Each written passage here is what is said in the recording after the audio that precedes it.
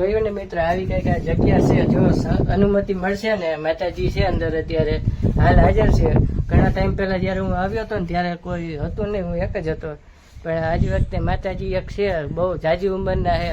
જો માતાજી આ રજા આપશે તો આપણે આ બાપુની ટેકરીના અને બાપુની સમાધિ છે તેના દર્શન કરાવશું, અથવા તો આપણે આ વિડીયોને એન્ડ કરશું.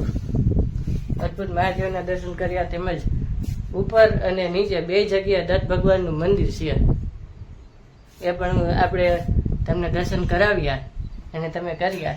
જો આજનો બ્લોગ સારો લાગ્યો હોય તો લાઈક, શેર તેમજ સબસ્ક્રાઈબ કરજો, અને આવા જ નજારા જોવા માટે આપણી યુટ્યુબ ચેનલને સબસ્ક્રાઈબ કરતા રહેજો. આ છે વ્યૂ, કાંઈ ન ઘટે એવી આ જગ્યા છે બધી.